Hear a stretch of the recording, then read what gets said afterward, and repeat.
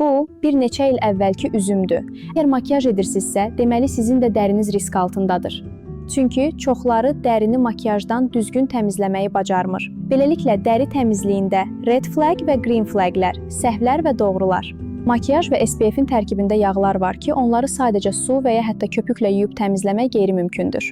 Onlar dəridə elə qalacaq ki, sanki üzünüz təmizdir, amma eyni zamanda məsamələri tıxıyacaq. Təmizliyə SPF-i və qalıcı teksturaları əritmək qabiliyyətinə malik olan hidrofil yağla başlamaq lazımdır. Mən elə Faberlicə yazılandan bəri onların hidrofil yağını istifadə etməyə başlamışam.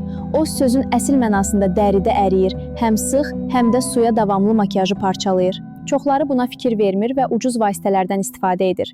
İlk başda hər şey yaxşı görünə bilər, amma zaman keçdikcə bu dərinin nəmsizləşməsinə və sızanaqlara yol açacaq.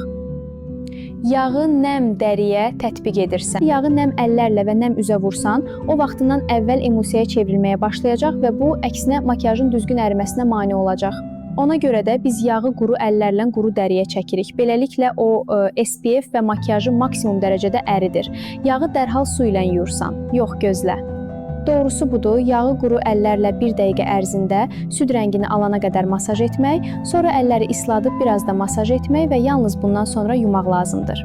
Bax o zaman makiyaj üzdə sözün əsl mənasında əriyib gedəcək. Təmizləmənin ikinci mərhələsini buraxırsan. Əgər yağdan sonra köpük və ya yuyulma geli istifadə etməsən, yağ və makiyaj hissəcikləri üzdə qala bilər ki, bu da birbaşa tıxanmış məsamələrə aparan yoldur. Odur ki, hər bir halda hansısa yumşaq köpük və ya geldən istifadə edin. Bu ICOL hidrofil yağını yoxlamağı və sonra rəylərinizi şərlərdə mənimlə bölüşməyi məsləhət görürəm.